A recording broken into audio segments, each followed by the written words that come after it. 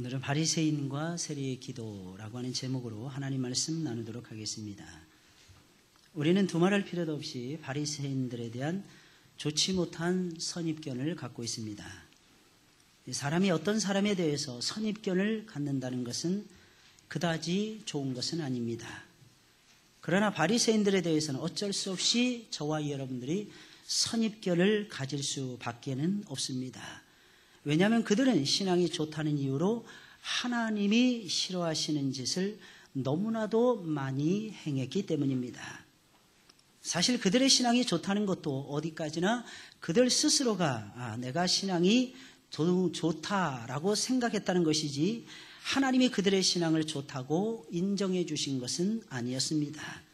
신앙은 하나님이 인정을 해 주셔야 합니다. 만약에 그렇지 못하다면 그 신앙은 문제가 있는 것입니다. 언제나 하나님의 인정을 받는 일에 주력하시는 여러분들이 되시기를 예수님의 이름으로 부탁을 드립니다. 여러분, 그러면 달라지게 되어 있는 것입니다. 우리가 하나님을 만나야 변화되는 거 아니겠습니까? 우리가 하나님과 함께해야만이 변화되는 거 아니겠습니까? 우리가 하나님의 인정을 받아야만이 새로워질 수가 있는 것이 아니겠습니까? 그러니 언제나 하나님의 인정을 받기 위해서 노력하고 애를 쓰는 사람들은 분명히 달라지고야 말 것입니다. 그럼 바리새인들의 문제가 무엇이었습니까? 예수님께서는 본문의 말씀을 통해서 그들의 문제를 드러내시며 그들이 별 볼 일 없다고 생각하는 하찮은 세리의 믿음이 그들보다도 훨씬 더 좋다라고 하는 것을 부각을 시키고 있습니다. 여러분, 바리새인들의 문제점이 무엇입니까? 그들의 문제점은 자신들이 스스로를 의롭다고 생각했다는 것입니다. 본문 9절의 말씀입니다. 또 자기를 의롭다고 믿고 다른 사람을 멸시하는 자들에게 이 비유로 말씀하시되 라고 말씀하고 있습니다. 바리새인들은 자신들이 의롭다고 믿고 있었던 것입니다. 여기서 자기를 의롭다고 믿고 다른 사람을 멸시하는 자들은 두말할 필요도 없이 바리새인들을 말하고 있는 것입니다. 어떻게 이렇게 생각할 수 있단 말입니까? 여러분, 다른 사람이 의롭다고 인정을 해주거나 아니면 하나님께서 의롭다고 인정해 주신 것이 아니라 자기들 스스로가 나는 신앙이 좋아, 나는 의로운 사람이야, 나는 하나님 앞에 반드시 복을 받을 수밖에 없는 의인 중에 의인이야 라고 그들은 생각을 했다는 것입니다. 여러분, 신앙은요, 내가 나 자신을 평가해서 의롭다고 인정하는 것이 아닙니다. 참된 신앙은 하나님이 우리를 보시고 우리를 보고 계십니다. 여러분, 믿으십니까? 하나님 모든 것을 보고 계십니다. 여러분들의 눈동자를 보고 계십니다. 여러분들의 눈이 어디를 향해서 가고 있는지 지금도 보고 계십니다. 하나님께서는 우리의 마음의 흐름을 읽고 계십니다. 우리의 마음이 과연 누구를 향해서 가고 있는지, 무엇을 향해서 건너가고 있는지 우리 하나님께서는 전부 다 보고 계시더라고 하는 사실입니다. 우리 하나님은 보고 계십니다. 그리고 하나님께서는 의로운 자는 의롭다고 인정을 해주시고 불의한 자는 불의하다고 말씀하고 있는 것입니다.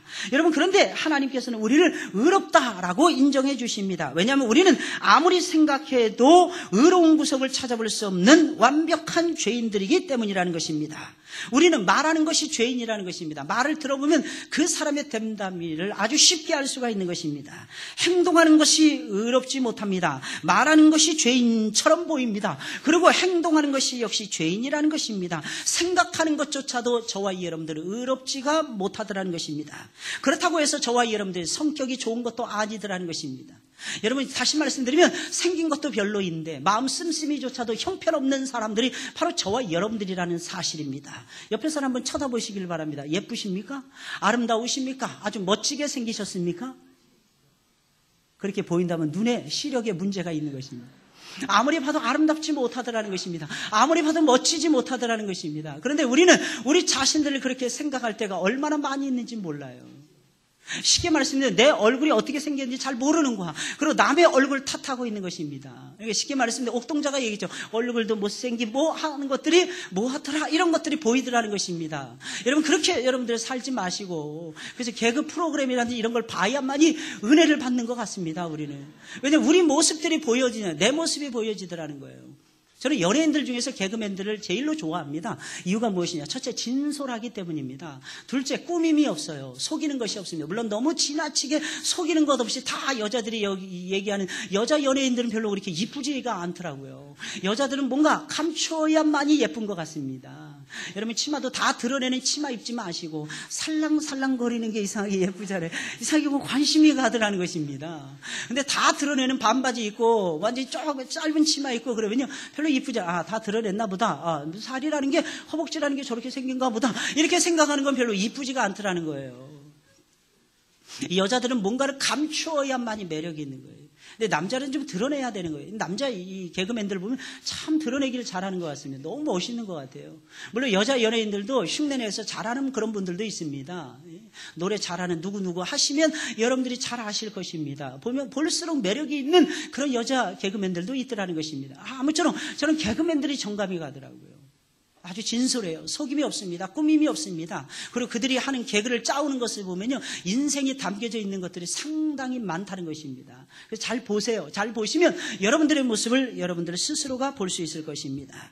우리는 의롭지가 못한 사람들이에요. 말하는 것이 의롭지 못하고 행동하는 것이 의롭지 못하고 생각하는 것조차도 의롭지가 못합니다. 게다가 성격까지도 나쁘더라는 것입니다. 누가 봐도 못된 구석이 너무나도 많은 죄인들이라는 것입니다. 잘 보이지 않습니까? 그러니 어떻게 우리 자신을 의롭다고 생각할 수가 있겠습니까? 그런데 바리새인들은 반대로 생각하고 있었다는 것입니다. 자기 자신들이 의롭다고 생각을 한 것입니다. 내가 예수님을 얼마만큼 믿었는데, 내가 성경에 대해서 얼마만큼 알고 있는데, 알면 뭐 하려고요? 여러분 오랫동안 믿으면 뭐 하려고요? 예수님을 누구보다도 사랑해야죠. 그리고 말씀대로 살아가야만 되는 것입니다. 그리고 예했으면 순종할 줄 알아야만 되는 것입니다. 순종이 제사보다 낫다고 하지 않습니까? 좀 미련하게 좀 살아가세요. 너무 똑똑하고 잘난 척하고 살아가지 마시고 좀 모자라게 살아가세요. 목사님 원래 서울 깍쟁이들 아닙니까? 제발 그러지 마세요. 여러분들 고향을 다 뒤져보면 저 시골 산천 구석구석에서 올라오신 분들이 많다는 것을 제가 누구보다도 잘 알고 있습니다. 감추려고 하지 마시고 드러내시고 겸손해지시는 여러분들이 되시길 예수님의 이름으로 축원을 드립니다. 저도 부천 산골짜기에서 태어났거든요. 저는 아무리 생각해도 제가 이 자리에 서서 여러분들에게 말씀을 증거할 수 있는 자격이 없는 사람이라고 생각할 때가 많습니다. 저는 가만히 생각해 보니까 그래서 하나님께서 저를 여기 세워주시는 것 같아요. 자격이 없다고 생각하는 거예요. 여러분들은 다 자격이 있다고 생각하시니까 여기 못 올라오게 하시고 거기 다 앉아 계시게 하는 거예요. 할렐루야. 우리 자신들의 모습을 잘 헤아려 읽을 수 있어야 됩니다. 내 모습이 어떤 모습인가? 내 모습이 과연 어떤 모습인가? 이런 바리새인들은 착각을 하고 있었어요. 착각은 마음대로 할 수 있겠지만은 결국은 그 착각이 나중에는 그들로 하여금 하나님의 화와 하나님의 저주와 하나님의 심판의 세계를 몰고 가고 있었다는데 저와 여러분들은 충격을 받아야만 된다는 것입니다. 생각은 자유롭게 얼마든지 할 수 있는 거예요. 근데 그 자유로운 생각이 오히려 하나님과 나와의 사이에 금을 가게 만들고 성도들 사이에 안 좋은 일들을 벌어지게 만든다면 그것은 반드시 스탑해야 되고 중단해야만 되는 역사라는 것입니다. 사랑하는 여러분들 믿으시길 예수님의 이름으로 축원을 드립니다. 아무리 봐도 우리는 의로운 구석이 없어요. 근데 바리새인들은 그렇게 생각하지 않고 나는 대단해. 나는 대단한 재능을 가지고 있는 사람이야. 나는 하나님을 알고 있는 사람이야. 나는 하나님에 대한 엄청난 지식을 어렸을 때부터 터득하고 지금까지 살아온 사람이야. 그러면서 어깨에 힘주고 목에 힘주고 우쭐대고 살아가고 있었다는 것입니다. 그래서 어떻게 되었습니까? 자기가 의롭다라고 인정을 하다 보니까 다른 사람들을 멸시하고야 말았습니다. 아무래도 자신을 높이다 보니까 다른 사람 무시할 수밖에 없는 것이 아니겠습니까? 내가 누군데? 이러다 보면 높아지더라는 것입니다. 이러다 보면 다른 사람 깔보는 것입니다. 다른 사람 우습게 보게 되더라는 것입니다. 여러분 이것이 바로 인성이라는 것입니다. 왜? 우리의 인성은 죄성으로 덮여 있다 보니까 이런 죄성에 물들어 있다 보니까 나 자신을 높이다 보면 다른 사람 무너뜨릴 수밖에 없더라는 것입니다. 이래서 스스로를 높이는 사람 다른 사람 배려할 줄 몰라요. 다른 사람 이해할 줄 모릅니다. 내가 너무 착하더라는 것입니다. 내가 너무 거룩하다는 것입니다. 내가 너무 의롭더라는 것입니다. 저는 미안한 얘기지만 저는 전도사 때까지만 해도요 성도들이 왜 주일날 예배에 빠지나 저를 이해하지 못하는 사람이었어요. 왜냐하면 태어나서부터 저는 의로움의 옷을 입었거든요. 그래서 이름을 광치라고 지은 거예요. 이게 얼마나 대단합니까? 우리 어머니 아버지가 성견지병이에요. 성장할 때도 어머니 아버지의 말씀 다 든 거예요. 학교 가면 선생님 사랑받고요. 집에 오면 부모님 사랑받고 교회 갔더니 교회 가서조차도 사랑을 받는데 이거 어쩌란 말이야. 할렐루야. 이게 제 모습이었어요. 그러니까 아무리 생각해도 내가 이게 잘나서 그런가 보다. 내가 역시 예배를 잘 드려서 그러나 보다. 저는 31년째 예수님을 믿지만 단 한 번도 주일날 예배를 다른 곳에서 드려본 적이 없습니다. 신기하죠? 너무너무 신기하지 않습니까? 제가 수요예배 시작하는데 수요예배를 지금까지 계속 드리고 있습니다. 금요 철야기도 시작하고 지금까지 빠지지 아니하고 드리고 있습니다. 왜 저라고 해서 볼 일이 없겠습니까? 왜 바쁜 일이 없었겠습니까? 그런데 이상하고 제 마음은 하나님께로 가는데 어떻게 하겠어요? 무지개처럼 나타나시는 화려한 옷을 입고 나타나신 예수 그리스도께서 저를 땡기고 있는 거예요. 나를 당기고 있는 거예요. 나를 푸시해서 밀어버리시는 것이 아니고 나를 우리 주님께서 풀하고 당겨주시더라는 것입니다. 그러니까 갈 수밖에 없는 거예요. 예수님 앞으로 갈 수밖에 없었더라는 거예요. 저는 교회 안 나오는 사람들 정말 이해를 못했어요. 주일날 어떻게 예배를 빠지냐, 어떻게 딴 데 가냐는 거예요. 정말 이해가 안 갔습니다. 잘 받아들여지지 않는 것이었습니다. 근데 나중에 보니까 그럴 수도 있겠구나 이런 생각이 들더라고요. 그때 제가 읽었던 책이 안희숙 사모님의 그럴 수도 있지라고 하는 책이었습니다. 처음에 안희숙 사모님 알죠? 일제 순사들에게 끌려가서 105인 사건인가 거기에 사건에 연루가 되어서 17살에 끌려가서 고문받고 신문받았습니다. 어린 소녀가 말입니다. 17살짜리가. 안희숙 사모님이 이런 고백을 하더라고요. 내가 맞음으로, 채찍에 맞음으로 정말 나음을 입었다는 것을 내가 느꼈습니다. 엄청난 고문을 당하면서 맞으면 맞을수록, 때리면 때릴수록 이상하게 믿음이 생기더라는 것입니다. 때리면 때릴수록, 맞으면 맞을수록 이상하게 예수만이 생각이 나더라는 것입니다. 그러면서 생각해 얼마나 그분이 아프셨을까. 그러면서 자기 믿음은 감옥 속에서 일어나기 시작했다라고 고백하셨던 분이 안희숙 사모님입니다. 그분이 처음으로 쓴 책이 뭐냐면 죽으면 죽으리다는 거예요. 그 다음에 조금 생명을 느끼니까 죽으면 살리라. 그 다음에 마지막으로 쓴 수필집이 뭐냐면 그럴 수도 있지. 마지막에 인정을 해주는 것이었습니다. 일본 순사들이 그럴 수도 있지. 그럴 수도 있었을 거야. 대바늘을 이 손톱 끝에서부터 찔러댄답니다. 그럼 어디까지 오냐면 팔꿈치까지 오도록 찔러댄답니다. 그걸 17살 소녀가 당하고 있었던 거예요. 그러면서 안희숙 사모님이 하시는 말씀이 그럴 수도 있어. 그럴 수도 있어. 그럴 수도 있을 거야. 그들이 뭘 알아서 그럴 수도 있어. 그들이 철없는 사람들인데 그럴 수도 있지. 궁극주의라고 하는 제국의 눈에 사로잡혀 있으면 그럴 수도 있지. 천황체와 폐와 만세, 천황이 최고라고 하는 사상 속에서 어렸을 때부터 교육을 시키다 보면 그럴 수도 있지. 이것이 안희숙 사모님이 마지막 내렸던 결론이라는 것입니다. 쉽지 않더라고요. 이해하기 시작을 했습니다. 사랑하는 여러분들, 우리는 우리 자신들의 모습을 우리 자신들이 평가해서는 안 된다고 저는 생각을 합니다. 만왕의 왕이시오 만주의 주가 되시는 예수 그리스도께서 우리 가운데 강림하셔서 우리를 평가해 주시고 우리를 판단해 주시고 우리에게 복을 주시고 우리에게 상을 내려주셔야만 되는 것입니다. 근데 이상하게 사람들은 스스로를 높이게 되더라는 것입니다. 그러니까 다른 사람 배려하지 못하죠. 이해할 수 없죠. 높여줄 수가 없는 것입니다. 그러니 이런 사람들이 사회생활이나 온전히 하겠습니다. 어쩌다 한번 좋은 대학 들어갈 수 있겠죠. 어쩌다 한번 좋은 기업체에 들어갈 수는 있을 것입니다. 그것으로 모든 것이 끝날 수도 있다는 것을 저와 여러분들은 아셔야만 될 것입니다. 시작하게 하신 분이 하나님이십니다. 그분 손잡고 과정을 걸어가세요. 좀 어려우십니까? 좀 힘이 되십니까? 좀 안 된다고 생각이 되십니까? 아니면 여러분 반대로 너무 잘 되십니까? 잘 돼서 문제라고 생각이 되어지십니까? 그때 겸손해지셔야만 될 것입니다. 그때 엎드려야만 될 것입니다. 여러분 스스로를 높이다 보니 다른 사람들을 무시하는 것은 다반사였더라는, 그러니 교만해질 수밖에 없는 겁니다. 바로 이런 모습을 당대 최고의 신앙인이라고 자부하던 바리새인들이 띠고 있었다는 것입니다. 웃기는 일이 아니겠습니까? 하나님을 사랑하고 이웃을 내 몸처럼 아끼고 사랑한다고 자부하던 사람들이었습니다. 그런데 교만에 빠진 거예요. 그런데 다른 사람을 사람 취급도 하지를 않았던 것입니다. 그러니 어떻게 예수님을 사랑하며 예수님을 온전히 따라갈 수 있겠습니까? 그래서 그들은 예수님과 하나가 되지 못하고 결국에는 예수님을 죽이고 교회를 핍박할 수밖에 없었다는 것입니다. 신앙을 알고 있었던 사람들이었습니다. 그런데 교만해지니까 거기서 문제가 생기고야 말았더라는 것입니다. 하나님 믿는 사람들은 모름지기 겸손해야만 되는 것입니다. 첫째도 겸손, 둘째도 겸손, 셋째도 겸손해져야만 될 것입니다. 사랑하는 여러분들, 그렇게 되시길 예수님의 이름으로 축원을 드립니다. 우리는 겸손한 사람들이 되어야 되는 거예요. 이유가 무엇입니까? 우리 구주 예수님이 겸손하셨잖아요. 하나님이 우리 겸손하셨잖아요. 우리는 문제가 생기면 어떤 사람하고 다투잖아요. 그러면 꼭 상대방이 와서 먼저 사과해야만 직성이 풀리는 사람들이 있습니다. 자존심이 있는 사람들, 자존심. 한번 보세요. 옆에 사람 보세요. 어떻게 생겼나 잘 보세요. 자존심이 있게 생겼나 없게 생겼나. 앞뒤로 보세요. 옆에 사람 발견 안 되면 앞뒤로 보시면 쉽게 또 답이 나옵니다. 또 옆에 사람만 보랬다고 맨날 줄기차게 옆에 사람만 보는 융통성 없는 그리스도인들이 많습니다. 보세요, 여러분들. 자존심이 정말 세게 보이지 않습니까? 눈동자 보면 알 수 있잖아요. 사람만 본다 그러면 눈 크게 뜨고 위로 올려다보잖아요. 근데 여러분 예수님은 어떠셨는지 생각을 해보세요. 여러분 하나님은 어떠셨는지 생각해보세요. 하나님 공의로우신 분이십니다. 하나님 죄라면 하나님께서 엄청나게 미워하시고 싫어하시는 하나님이십니다. 그런데도 하나님께서는 우리를 찾아오시잖아요. 우리에게 독생자를 보내주시잖아요. 우리에 대한 구원의 계획을 우리 주님께서 세워놓으셨잖아요. 그리고 아들 대신 예수 그리스도는 낮은 몸을 입고 이 땅에 내려오셔서 우리의 죄를 대신해서 십자가 위에 달려 돌아가셨잖아요.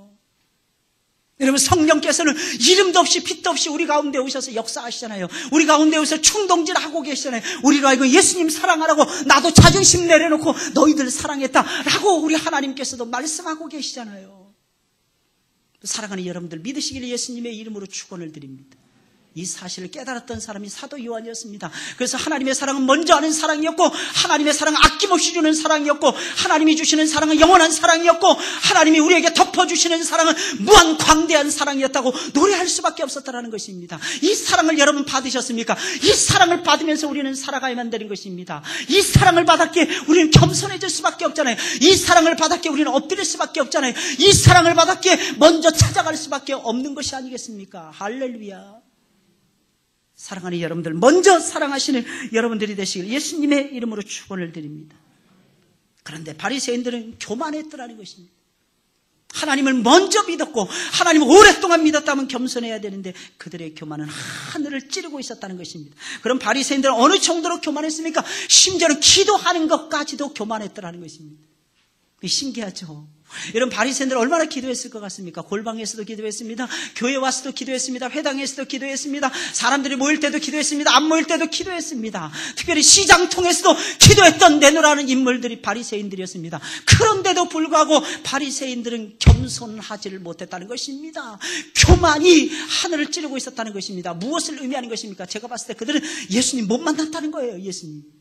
그들은 예수님 앞에 제대로 된 기도를 못 드리고 있었다는 것입니다. 어떤 사람들은 이렇게 말합니다. 목사님 기도를 길게 하는 것이 무슨 필요가 있겠습니까? 이렇게 질문하시는 분들이 있습니다. 내용만 갖추면 되겠죠? 아닙니다. 기도는 길게 하는 것이 필요합니다. 여러분 오랫동안 기도하다 보면 화날 때가 있습니다. 성질이 날 때가 있습니다. 왜 하나님께서 내 이 기도는 이 많은 기도에 들어주시지 않나 화가 날 때가 있습니다. 근데 시간이 지나보면 하나님 마음이 읽어지는 것입니다. 하나님 뭐 때문에 딜레이 시키는가? 뭐 때문에 하나님께서 자꾸 연기를 시켜주시는가? 이해할 수 있더라는 것입니다. 그러다 보면 다시 엎드리는 거예요. 그러다 보면 다시 겸손해지는 것입니다. 그러다 보면 하나님 앞에 눈물 콧물을 쏟으면서 다시 기도할 수 있게 되는 것입니다. 그래서 기도하는 자는 무조건 겸손해질 수밖에 없는 것입니다. 할렐루야. 왜? 내 모습이 보이잖아요. 내 모습.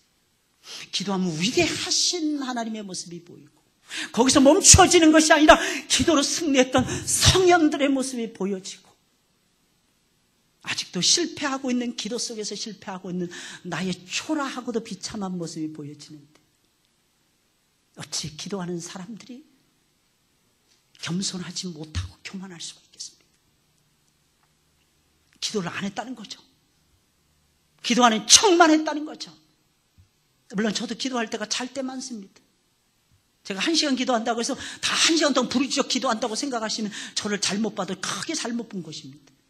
저는 반 이상은 자요. 반 이상. 왜? 아버지께서 잠을 주시는데 어떻게? 저는 깨어있고 싶은 거예요. 근데 잠이 오는데 어떻게 쏟아지는데 어떻게 합니까? 거기에도 이유가 있더라고. 하나님 피곤하지 않게 하나님 덮어주시는 거예요. 근데 여러분 이 세상에 제일 단잠이 기도할 때 자는 잠입니다. 기도할 때 한번 잠을 한번 주무셔 보세요. 신앙은 체험이에요. 신앙은 체험. 맨날 멀쩡멀쩡히 두 눈 뜨고 건강할 때만 기도하니까 그러지.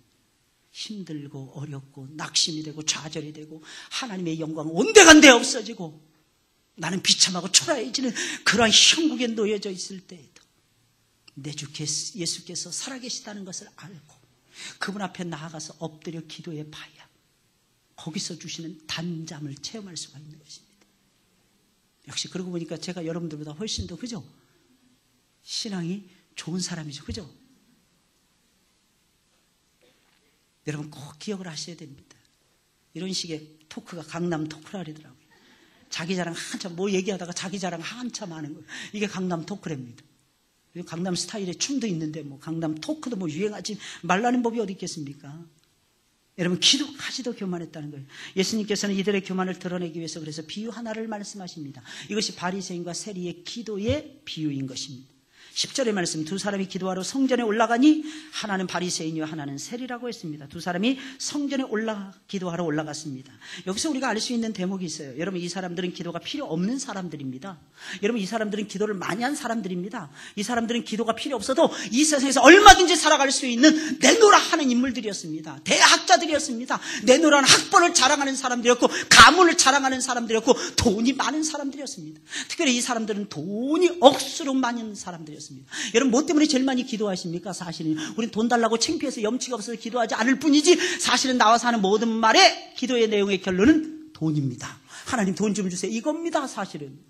근데 이것을 제일 많이 가지고 있었던 사람이 누구라고요? 세리라고 하는 인물이었습니다. 이 사람들은 기도가 필요 없는 사람들이었습니다. 오늘날로 말하면 세무사요 회계사들이었습니다. 여러분, 세무사 회계사 아무나 되는 것입니까? 그렇지 않습니다. 절대로 그렇지 않습니다. 세무사들 보세요. 회계사들 보세요. 여러분, 사자 들어가는 사람들 보세요. 얼마나 교만한가, 얼마나 거만한가 말입니다. 혹시 여러분들이 이 다음에 공부해서 우리 학생들인데, 대학생들 중에서 혹시 세무사, 회계사, 변호사 될 사람들 절대로 교만하지 마시기 바랍니다. 사자 들어가는데 목사처럼 겸손해야죠. 목사처럼. 할렐루야. 목사처럼 겸손하시기 바랍니다. 여기 이 사람들 보세요. 바리새인과 세리, 대단한 사람들이었습니다. 사회적으로 부족함이 없는 사람들이었습니다. 돈 많은 부자들이었습니다. 그러면 하나님 앞에 나와서 기도할 필요 없잖아요. 왜? 하나님이 다 주시는데 돈이면 최고 아닙니까? 돈이면 다 되지 않습니까? 그런데 이들은 마음이 약한 사람들이었어요. 마음이 겸손한 사람이었습니다. 무엇보다 심령이 가난한 사람들이었습니다. 그래서 예수님 앞에 올라와서 기도를 드리고 있는 것입니다. 역시 모든 사람은 하나님의 도움을 받아야 살기에 모든 사람들에겐 기도가 꼭 필요하다는 것을 여기서 읽을 수가 있는 것입니다. 그런데 문제는 두 사람이 기도했는데 기도하는 태도와 내용이 너무나도 달랐더라는 것입니다.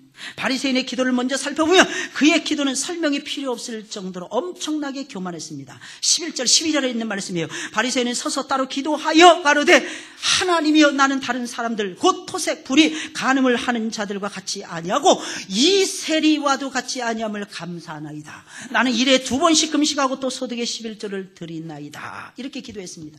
두 사람이 성전에 올라가서 기도했는데 바리새인은 세리와 따로 서서 기도했다는 겁니다. 같이 올라갔는데 따로 기도하는 거예요. 왜 그랬을까요? 나는 너하고 수준이 달라, 이렇게 생각한 거예요. 많은 사람들이 오해합니다. 물론 우리는 사람들이기 때문에 끼리끼리 모일 수 있겠죠. 끼리끼리 교제할 수 있겠죠. 근데 여러분, 그건 교회가 아닙니다. 그건 교회가 아니에요. 그냥 교회 간판만 내걸면 교회라고 생각하시면 오산입니다. 교회는 예수님이 왕이 되어서 온갖 종류의 인생들이 다 몰려와서 자신의 마음을 내려놓고 살아계신 하나님을 만나고 이웃과 자신의 모든 신분과 지위와 모든 것들을 전부 다 내려놓고 사랑하며 섬기는 장소가 교회입니다. 교회라니까요. 근데 우리는 아멘은 잘하시지만, 미안하지만 아멘 하시는 걸 뭐라고 말씀드리는 것이 아닙니다. 아멘은 잘하시지만 나보다 조금이라도 못한 사람들 보면 우리 이상하게 눈을 밑으로 내려갑니다. 참 이상해요. 어디서 그렇게 교만함이 솟아나는지 모르겠습니다. 나보다 조금 못한 사람, 나보다 조금 못 배운 사람, 나보다 조금 못한 가문, 나보다 조금 못한 집, 나보다 조금 못한 차를 타고 다니면 이상하게 위로 보지 못하고 아래로 본다는 것입니다. 그래서 예수 믿는 사람들도 상향세를 보이는, 어떻게 해서 높아져야지, 어떻게 해서 잘 돼야지, 어떻게 해서라도 내가 떵떵거리며 잘났다고 뻐기면서 교회 속에서 살아가야지. 그래서 아이들에게도 너 이를 악물고서라도 좋은 대학 들어가야 된다, 너 이를 악물고서라도 좋은 기업을 이루어야 된다, 좋은 기업체에 들어가야 된다, 너 사업에 성공해야 된다. 그렇게 해서 하나님 멀리하면 소용이 없는데, 그래도 마치 상관이 없다는 듯이 우리는 자녀를 키워대고 있습니다. 그리고 나중에 자식들이 우리 말을 안 듣는다고, 목사님 나 어떻게 해요? 우리 자식들이 내 마음을 몰라줍니다. 부모가 하나님 마음 모르고 부모가 부모들의 마음도 모르는데 그 자식 새끼들이 커가지고 어찌 부모들의 마음을 헤아릴 수가 있겠습니까? 말 안 되죠, 그건. 따라서 하겠습니다. 심은 대로 거둔다. 심은 대로 거둡니다. 심은 대로. 최고로 잘하려고 애를 써보세요. 최고로. 다음 주 수요일부터 대신방이 있습니다. 이번엔 특별히 부탁을 드리는데 음식 아무것도 준비하지 마시기 바랍니다. 그래서 시간이 없어요. 이번 대신방은 제가 여러분들의 기도를 다 알고 있기 때문에 거의 대부분 아주 특별한 기도 제목이 있으신 분은 전도사님한테 전화를 하시든지 메모를 남겨주시고 들어가자마자 예배 드리고 축복 기도 해드리고 나올 것입니다. 아무것도 안 할 것입니다. 대화도 안 할 것입니다. 심지어는 처음 나오신 분들만 대화할 것입니다. 왜냐하면 지질이 늘어지니까 제가 피곤한 거예요. 더 피곤한 거예요. 어떻게 먹고 즐기는 것도 필요하지만 교회 속에서 우리 먹고 즐기시자고요. 늘 먹고 즐기는데 뭐 더 필요합니까? 제 말씀을 타이트하게 딱 짜세요. 1시간 간격으로 내지는 한 40분 간격으로 딱 스피드하게 딱 짜세요. 우리 가족들이 많이 늘어났기 때문에 이번 가을 대신방에는 초스피드로 대신방이 진행이 돼야 됩니다. 점심도 제가 알아서 빵 한 조각 먹고 말든지 할 테니까 염려하지 마세요. 그럼 목사님 쓰러져요. 저 안 쓰러집니다. 저 안 쓰러집니다. 혹시 정이 저한테 대접하고 안 되면 너무 서운합니다. 이러시는 분들은 저녁 식사 대접을 해주세요. 점심 말고 저녁 식사 대접. 그렇다고 또 이 말씀 했다고 해서 이거 다 하라는 말인가 보다. 아니에요. 아닙니다. 하라는 말 아닙니다. 오해하지 마세요. 전 밥 많이 먹는 거 싫어하는 목사입니다. 밥 많이 먹어봤자 배둘렘 돼가지고 배만 불룩 나오더라고. 아무 소용없더라고요. 저 건강 해치는 것입니다. 저는 정량만 딱 먹고 마는 사람입니다. 아침은 반 공기, 점심은 3분의 2 공기, 저녁도 3분의 2 공기 이상을 잘 안 먹습니다. 그래도 저 버티고 살아갈 수 있어요. 왜? 아직 젊잖아요. 아직 젊잖아요. 그죠? 그게 아니고 하나님이 힘 주시니까. 할렐루야. 더우십니까? 무체질 하시는 분들 그 뒤에 에어컨 돌리세요. 덥다고 생각하시는 분. 가만히 계시지 마시고 가을이라고 해서 에어컨 돌리지 말라는 법이 어디 있겠습니까? 세리와 함께 기도할 수가 없었기에 따로 서서 기도했다는 것입니다. 바리새인의 마음속에는 나는 이 사람들과 달라 이 의식이 꽉 차 있었다는 겁니다. 나는 하나님을 사랑하는 최고로 사랑하는 유대인 중에 유대인이기에 누구보다도 나는 신앙이 좋아 라고 하는 생각으로 가득 차 있었다는 것입니다. 이 얼마나 교만한 모습입니까? 사람이 다르면 얼마나 다릅니까? 사람이 다른 모습을 하고 있으면 얼마나 다른 모습을 하고 있습니까? 언제 그것을 쉽게 알 수 있습니까? 혼자 내버려 둬보면 알 수 있습니다. 혼자 있으면 생각이 막 나갑니다. 혼자 있으면 말이 막 나갑니다. 혼자 있으면 행동이 막 나가지 않습니까? 여러분, 이게 사람의 본질의 모습이라는 것입니다. 달라봤자 무엇이 다르겠습니까? 그런데도 불구하고 바리새인들은 내가 달라 이 의식 속에 파묻혀서 살아가고 있었다는 것입니다. 자신들의 실체를 못 보고 있었다는 거예요. 그렇게 많이 말씀을 보는데 그렇게 많이 기도를 하는데도 불구하고 다 형식이었어요. 다 내걸기 위한 수단과 방법이 불과했다는 것입니다. 아니에요. 하나님의 말씀과 기도는 나를 변화시키는 데 초점이 있다는 것을 여러분들 명심하시길 예수님의 이름으로 부탁을 드립니다.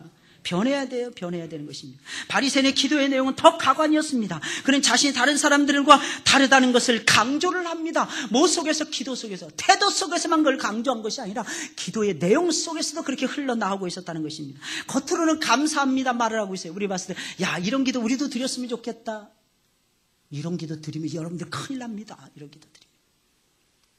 사실은 감사가 아니라 자기 자랑을 하고 있는 것입니다. 나는 일주일에 2번씩 금식을 하고 토색하지 않았습니다. 불의하지 않았습니까? 하나님의 백성들은 그건 당연한 것입니다. 토색하는 것은 세상 사람들이나 하는 것입니다. 불의하게 살아가는 것은 세상 안 믿는 사람들이나 하는 짓거리라는 것입니다.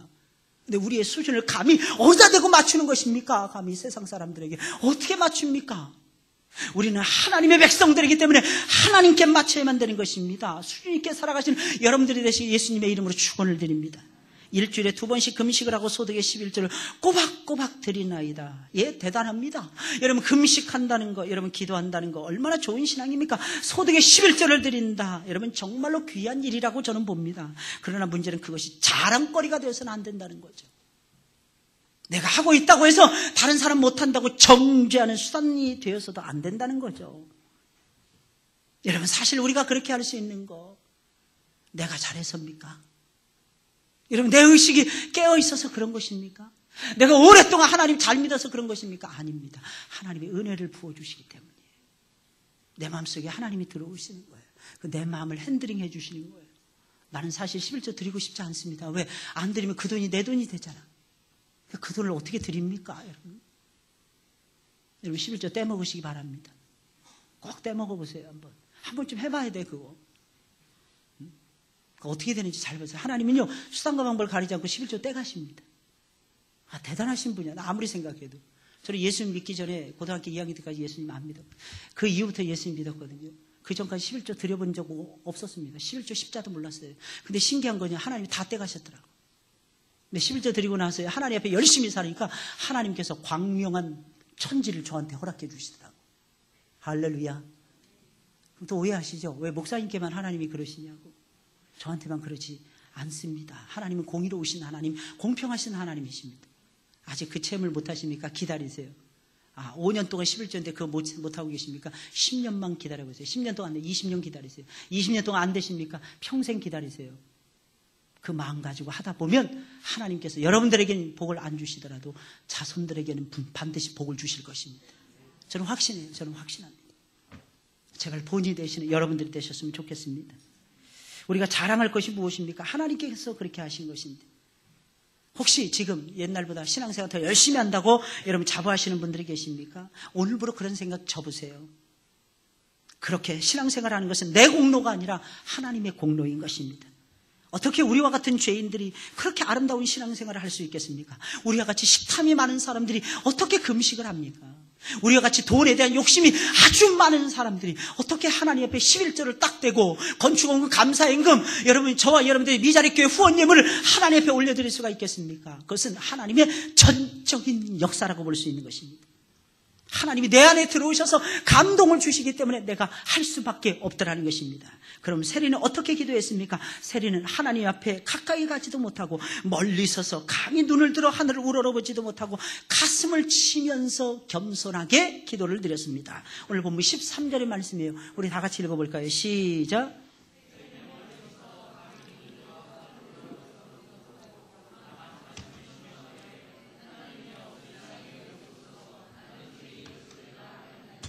아멘. 여러분 성전에 들어가 기도하던 세리는 하나님 앞에 가까이 다가가고 싶었지만 그럴 수가 없었습니다. 자신이 너무나도 큰 죄인이라는 것을 알았던 것입니다. 이 아는 것이 문제인 것 같아요. 철이 없으면 그냥 다가갈 텐데 철이 들면 다가가지 못하는 거예요. 아이들도 첨부덕 하면서 철부지처럼 풍덩풍덩 뛸 때 그때가 예뻐 보이는 것입니다. 예배 들어오기 전에 저는 깜짝 놀랐어요. 우리 교회가 무너지는 줄 알았어요. 아이들이 한 10명 가까이 되는 애들이 지하 2층에서 막 뛰는데 막 미치겠더라고요. 말씀이 묵상해야 되는데 말씀 묵상이 제대로 안 되는 거예요. 애들 때문에. 애들이 막 근데 와 애들이 이제 큰 것 같아. 제가 1년 전에 왔을 때만 해도 애들 뛰는 게 달랐는데 이제는 쿵쿵 이럽니다. 애들이. 전에는 콩콩 이렇게 뛰는데 애들이 지금은 쿵쿵 그래요. 잘 먹인 거죠 뭐. 열심히 먹여야 되니까 그냥 엄마 아빠는 안 먹고 그냥 애들한테만 잔뜩 먹이니까 애들이 그냥 쑥쑥 자라는 것입니다. 쑥쑥이. 그러니까 발걸음이 다르게 쿵쿵 지진 일어나는 줄 알았어요. 지진 일어나는 줄 알았어요. 그래서 제가 나왔습니다. 야, 너희들 너무 심하지 않냐. 좀 살살 좀 뛰어라 그랬어요. 애들이 그러니까 여기 저희 놀이터예요 목사님 그러니까. 야, 진짜 애들 진짜 대단한 것 같아요. 사랑하는 여러분들 집에 가서 좀 죽이세요. 제발 좀. 교회 와서 예배 잘 듣, 그 뛰어도 좀 살살 뛰든지 해야지. 또 애들은 5세 이하의 애들은 또 밖으로 나가려고 막 그러더라고. 차가 좋은가 봐. 차 소리 듣는 게. 자꾸 문 열고 밖으로 나가려고 그러더라고요. 그래서 어른들은요, 애들이 올라오면 무조건 데리고 밑으로 내려가세요. 위험합니다. 순간에 애들은. 특히 우리는 그냥 바로 큰 길이잖아요. 나가면. 애들 그냥 막 뛰어가는 거예요. 근데 애들 그 모습 보면서 제가 한편으로는 너무 감사했어요. 이게 뭐냐면 아이들은요 그렇게 뛰는 모습이 건강한 모습 아니겠습니까? 애들이 아파보세요. 반대로 비슷해서 저를 보세요. 눈이 계세요. 맨날 이러고 들어요. 목사님 저 좀 잡아주세요. 야, 마 네가 잡아야지. 저가 더 죽겠으니까 저 좀 먼저 잡아. 이러면 되겠느냐고요, 여러분들. 그러니까 애들이 막 뛰는 그 모습이 얼마나 건강한 모습입니까? 그리고 하나님 앞에 나오잖아, 애들을. 저는 일단 애들이 하나님 앞에 나오는 그 모습이 예쁘더라고, 그 모습이. 애들이라고 해서 다 나오는 게 아닙니다. 엄마가 믿는다고 아빠가 믿는다고 해서 다 나오는 것이 아닙니다. 무조건 하루 종일 교회에 있는 것이 아닙니다. 애들 마음속에 은혜가 끼쳐지니까 애들이 하나님 앞에 달려 나오는 것입니다. 할렐루야. 그러니까 자꾸 나올 수 있도록 여러분들이 애쓰고 힘써야만 되는 것입니다. 여러분, 세리는요, 너무나도 큰 죄인이라는 걸 처음부터 깨달은 거예요. 하나님 앞에 나온 지 얼마 안 된 사람이었을 것입니다. 그래서 주님 앞에 가까이 다가갈 수가 없는 거예요. 그래서 어른 돼서 믿으면요, 이래서 재미가 없는 거야. 이래서 온갖 것을 머리로 다 계산이 되는 거예요. 그래서 믿기가 힘든 거예요, 어른 돼서. 그래서 D.L. 무디가 이런 말을 했죠. 오늘은 2.5명을 전도했습니다. 그러니까 사람들이 어른 2명, 애 1명 전도했나 보다 했는데 아니요, 반대입니다. 반대입니다. 어른 1명, 애 2명을 전도했습니다. 왜냐하면 애를 전도하면 애들이 평생 하나님 믿기 때문에 얘네들은 온전한 그리스도인이 됩니다. 근데 어른들은요, 저도 잘 모르겠습니다. 이게 D.L. 무디의 대답이었다고 합니다. 그렇다고 해서 늦게 믿으신 분 소망이 없다는 뜻이 아닙니다. 시험 들지 마시기 바랍니다. 비교하자면 그렇다는 거예요. 비교하자면. 늦게 믿어도 열심히 믿으면 다르겠죠. 늦게 믿어도 늘 불아리고 믿고요, 모든 예배 다 참여하면서 하나의 말씀이라도 놓치지 않고 애를 쓰려고 한다면 그 사람 다르죠. 분명히 다른 거 아니겠습니까? 근데 비교적 그런 증세를 보인다는 것입니다. 그래서 아이들이 막 교회 와서 뛰고 막 건강하다는 뜻 아니겠습니까? 근데 바리새인요, 세리는 어른 돼서 믿기 시작하니까 이게 익숙하지가 않은 거야. 그래서 다만 멀리서 보는 거예요. 그리고 하나님 앞에 멀리서도 기도하는데 눈도 제대로 못 뜨는 거예요. 고개조차 제대로 못 들게. 왜? 자기가 엄청나게 토색했고 엄청나게 불의한 재물을 축적을 했거든요. 엄청나게 부정했거든요. 엄청나게 부패했거든요. 그래서 하나님 앞에 고개를 들 수가 없었던 것입니다. 그래서 그는 멀리 서서 기도할 수밖에 없었던 것입니다. 참 겸손하지 않습니까? 그러나 우리는 하나님 앞에 달려나가야 될 것입니다. 이유가 무엇입니까? 하나님이 우리를 오라고 손짓하고 계시더라는 거예요. 우리는 죄인인데도 불구하고 하나님께서 우리의 죄를 용서해 주십니다. 그리고 앞으로 나오시라고 우리 주님께서 말씀하고 계십니다. 게다가 세리는 주님 앞에 고개를 들지 못하는 것은 물론이거니와 눈조차 제대로 뜨지를 못했다는 겁니다. 이 정도였다는 것입니다. 세리는 신앙이 뭔지 잘 몰랐지만 하나님 앞에서는 자신을 철저하게 낮추어야 된다라고 생각하고 있었던 것입니다. 이것입니다. 이게 신앙이에요. 낮추는 것이 신앙입니다. 많이 알수록 낮춰야 됩니다. 많이 가질수록 낮추어야만 됩니다. 많이 느낄수록 저와 여러분들은 낮아져야만 된다는 것입니다. 그러면 하나님의 역사가 나타납니다. 게다가 세리의 기도의 내용은 겸손하기 짝이 없는 기도 내용이었습니다. 가슴을 칩니다. 세리는. 하나님이여, 나를 불쌍히 여기소서. 내가 죄인입니다. 최고의 기도를 올려드리는 거예요. 최고의 기도. 하나님 앞에, 하나님 만난 사람은 하나님의 영광의 빛 가운데서 내 영혼을 들여다봅니다. 그러면 내 영혼이 비참한 거예요. 내 영혼이 가장 비참한 거입니다. 그러니까 다른 사람의 영혼을 볼 겨를이 없는 거예요. 왜? 이미 내 눈에서는 눈물이 쏟아지니까, 내 눈 감추기도 바빠 죽겠으니까, 내 눈물 닦기도 바빠 죽겠으니까 다른 사람 안 봅니다. 다른 사람이 보이는 사람들은 미안한 얘기있지만은요, 하나님의 은혜를 온전히 못 받았다고 볼 수가 있는 것입니다. 거기는 목사도 저는 예외가 아니라고 생각을 합니다. 이 옆에 딱 섰을 때도요, 여러분들을 보기 전에 하나님을 먼저 봐야 되는 것입니다. 하나님을 본 다음에 내 모습을 먼저 보아야만 되는 것입니다. 그 다음에 말씀을 봐야 돼요. 그 다음에 여러분들을 봐야 되는 것입니다. 이게 정상이에요. 여러분들도 제발 그렇게 살아가시길 예수님의 이름으로 축원을 드립니다. 힘드십니까? 이렇게 살아가는 것이 가능합니다. 힘들지만은 힘들지 않다는 것은 아닙니다. 힘듭니다. 그러나 가능합니다. 눈을 들어 하나님만 보면 되는 것입니다. 처음 코드만 잘 깨지면 나머지는 술술술술 깨지다는 것입니다. 다 한꺼번에 하려고 하지 마세요. 한 가지씩 하세요. 한 걸음씩 하세요. 그러다 보면 변화되어지더라는 것입니다. 그러다 보면 달라지는 내 모습을 발견할 수 있는 거예요. 그리고 또 엎드리는 것입니다. 나를 불쌍히 여겨주소서. 세계적인 기도 드리고 싶잖아요. 여러분, 세계적인 기도가 뭔지 아십니까? 세계를 움직이시는 성령의 역사를 따라 기도하는 것입니다. 그 기도가 어떤 기도예요? 죄를 자복하는 눈물의 회개의 기도인 것입니다. 저는 이 세상에 제일 행복한 사람, 눈물로 기도하는 사람.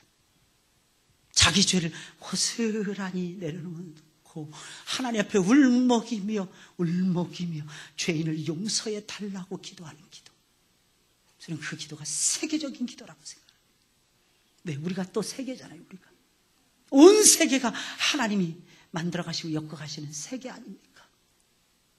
그저 자녀들에게 글로벌 개뿔이 무슨 글로벌입니까? 진짜 글로벌 시대를 만들어가야 돼요. 그것은 우는 겁니다. 하나님 앞에 우는 거에 애통하는 것입니다. 심령이 가난해져서 그 가난한 심령을 가지고 울어대는 것입니다. 그리고 온유해지는 겁니다. 그러다 보면 땅을 기업으로 바꿔야 말 것입니다. 동서남북 바라보라. 너 있는 곳을 내가 내게 줄 것이니라. 영어를 잘하는 것이 글로벌 인재가 아닙니다. 가슴이 글로벌 돼야만이 글로벌 인재라는 것입니다. 명문대학을 나왔다고 해서 글로벌 인재가 되는 것이 아닙니다. 하나님, 세상을 움직이시는 하나님과 딱 마주쳐야 되는 것입니다. 그분이 주시는 은혜를 받아야 되고 그분이 주시는 은혜 속에서 겸손하게 무릎 꿇고 주여 나를 떠나소서 내가 죄인입니다. 나를 불쌍히 여겨주소서. 이 세계적인 기도를 드리는 사람이 글로벌 인재라는 것입니다.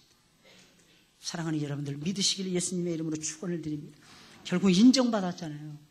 내가 의롭다. 내가 의롭다. 예수님의 인정입니다. 이 인정을 세리가 받잖아요. 세리는 그때도 울면서 받았을 것입니다. 집에 갈 때도 눈물이 앞을 가려서 뭐가 뭔지 몰라봤을 것입니다. 그리고 기쁘도다 항상 기쁘도다 나 주께 왔사오니 복주옵소서. 기도하면서 즐거워했을 것입니다. 찬송하면서 즐거워했을 것입니다. 사랑하는 여러분들 그렇게 되시길 예수님의 이름으로 축원을 드립니다. 찬송을 부르겠습니다. 찬송가 480장입니다.